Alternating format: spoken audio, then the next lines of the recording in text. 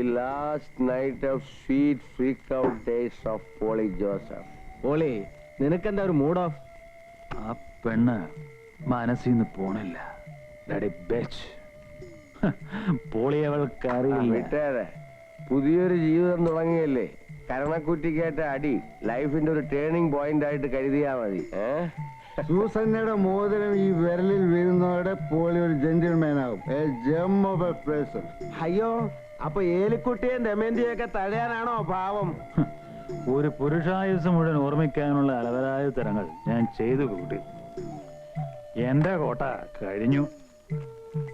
നാളെ മോതിരം മാറ്റം മാത്രല്ലേ ഉള്ളൂ, കല്യാണം വരെ കഴിഞ്ഞു കൂടണ്ടേ? നാളത്തെ സൂര്യോദയം മുതൽ നിന്റെയൊക്കെ ധാരണ തിരിച്ചേണ്ടി വരും.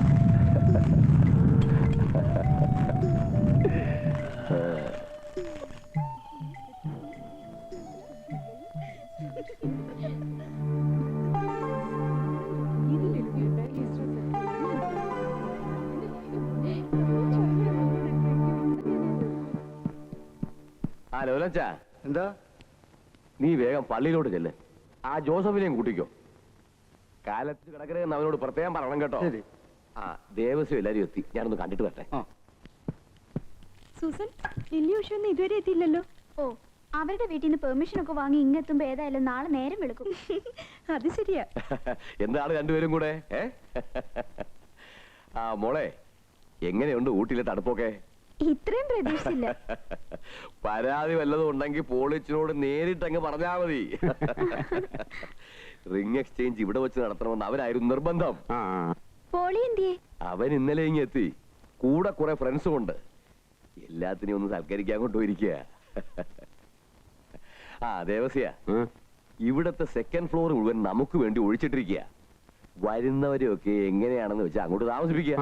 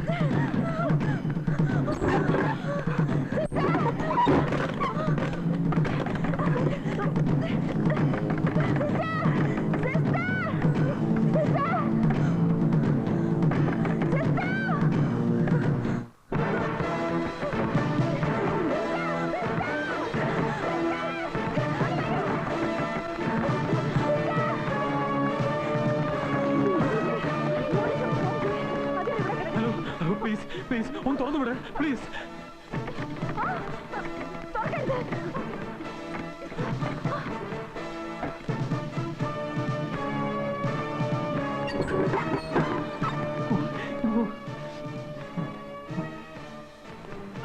പോലീസിന് ഫോൺ ചെയ്തിട്ടുണ്ട്, ഇപ്പൊ എത്തും.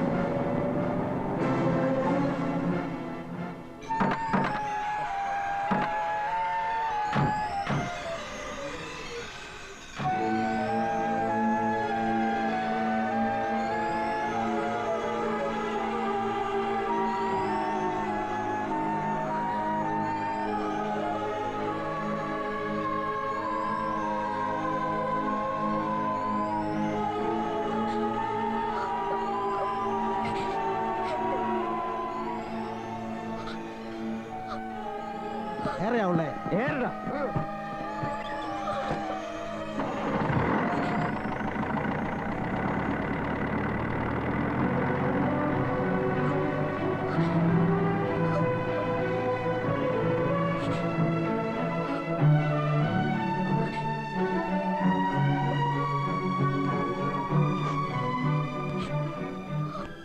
വർഗീച്ച പള്ളിയിലേക്ക് ഇറങ്ങിയപ്പോഴേ വിവരം അറിഞ്ഞത്.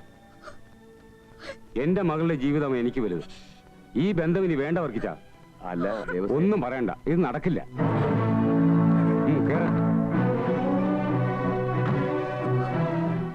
സൂസൻ വാ. കുട്ടി വിഷമിക്കരുത്. ഇത് നടക്കാത്തത് കുട്ടിയുടെ ഭാഗ്യമായി കരുതിയാൽ മതി.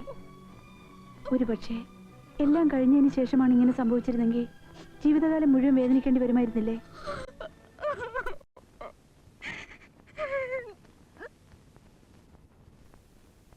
എന്തോ ആ കുട്ടിയുടെ കരച്ചിൽ കണ്ടപ്പോ ഇതൊന്നും വേണ്ടായിരുന്നു തോന്നി. നമ്മൾ കാരണമല്ലേ കല്യാണം മുടങ്ങിയത്? രേവതി എന്താ ഈ പറയുന്നേ? അയാളെ പിന്നെ പോയിട്ട് പൂജിക്കണമായിരുന്നു. ഇഡിയറ്റ്. ഒന്ന് ചുമ്മാ ഇരിക്കും ബിന്ദു. കട്ടവന് കൈയോടെ പിടിച്ചാലും രേവുവിന് അവനോട് സിമ്പതി ആയിരിക്കും. അയ്യ ഒന്ന് പോരേവു. എനിക്കിപ്പോ തോന്നുന്നു അയാളെ പോലീസിൽ പിടിച്ചേൽപ്പിക്കല്ല വേണ്ടിയിരുന്നത്.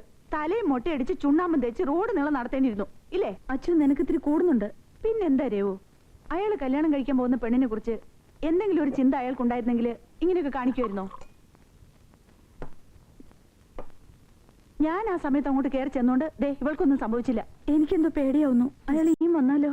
ഓ അതിനിപ്പോ വേണ്ടേ? തമിഴ് പോലീസാ, ഇടിച്ചു നൂത്ത് കാണും. ആ ദേ രേവു, ഇവിടെ നടന്നോന്നും വീട്ടിൽ ചെന്ന് പറഞ്ഞേക്കല്ലേ. അച്ഛനെങ്ങാനും അറിഞ്ഞാ ഞാൻ പറയും. പറയോ? ആ പറയും. നിന്റെ ഒരു പാട്ടും കൂത്തും. ഇറങ്ങിയപ്പോഴേ അമ്മ പറഞ്ഞല്ലേ നിന്നോട് ബഹളമൊന്നും കാണിക്കാതെ അടങ്ങി നടന്നോണോന്ന്. അയാളെ നീ അടിക്കാൻ പോയതേ കുഴപ്പത്തിനൊക്കെ കാരണം. ആഹാ, എന്നാ പോയി പറ. അച്ഛനോട് പറഞ്ഞു ഓരോന്ന് സാധിപ്പിക്കാൻ എൻ്റെ അടുത്ത് വരുമല്ലോ, അപ്പ കാണിച്ചരവേ. ദേ വന്നേ, നമുക്ക് പോയി ബ്രേക്ക്ഫാസ്റ്റ് കഴിക്കാം. എനിക്ക് വേണ്ട.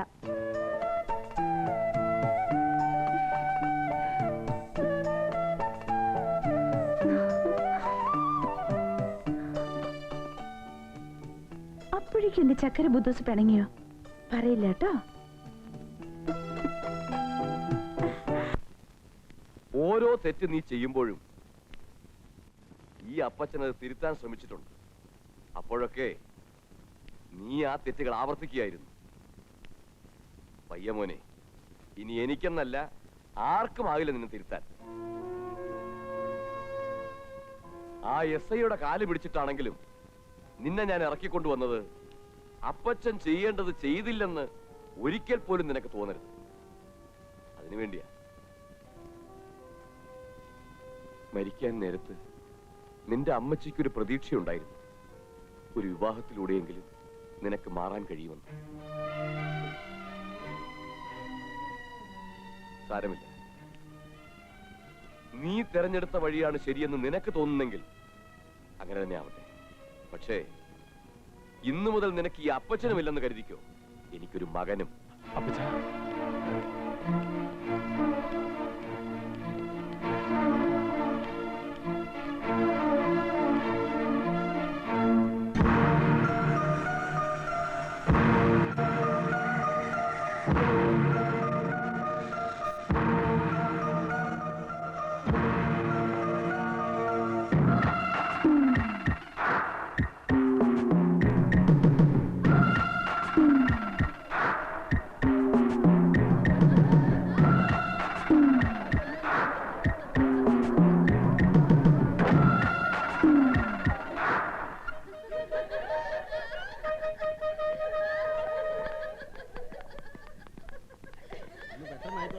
പോണ്ടേ?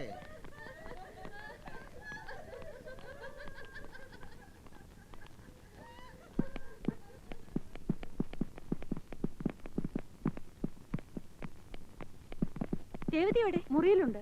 വേഗം വന്ന്, ഇപ്പൊ തന്നെ മണി 10 കഴിഞ്ഞു.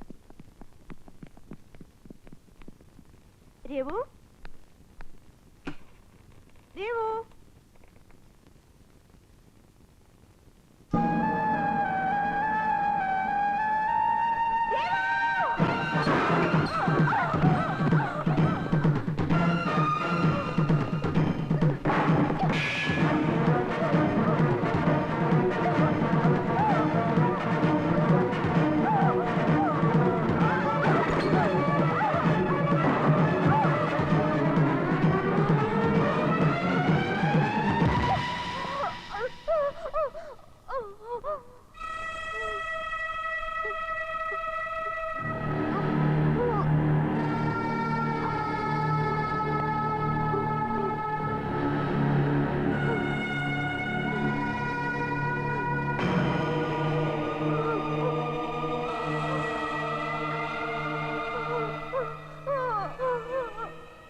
പെൺകുട്ടികൾ സ്മാർട്ടാകുന്നത് പോളിക്കിഷ്ടമാണ്. പക്ഷേ ആരും പോളിയേക്കാൾ സ്മാർട്ടാകരുത്. തോൽക്കാൻ എനിക്ക് വലിയ മടിയാ. ഇവന്മാർക്കൊക്കെ നല്ലോണം അറിയാതെ ചൊണക്കുട്ടന്മാരാ. അതുകൊണ്ടല്ലേ ഒരു കുഞ്ഞുപോലും അറിയാതെ നീ ഇവിടെ എത്തിയത്. ഇനിയൊന്ന് കാണട്ടെ തെമ്മാടിക്കുട്ടിയുടെ ചൊണ. ആദ്യം നീ എന്റെ കരണത്തടിച്ചു, എല്ലാവരുടെയും മുന്നിൽ വെച്ച്. അപ്പോഴെന്റെ ശരീരമേ വേദനിച്ചുള്ളൂ.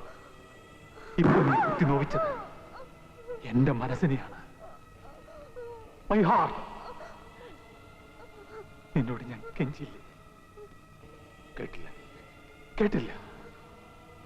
നിന്റെ സാമർത്ഥ്യം കൊണ്ട് നശിച്ചത് എന്റെ ജീവിതമാണ്. My life. സഹിക്കുമോ ഞാൻ? സഹിക്കില്ല. ഇല്ല. I can't bear it.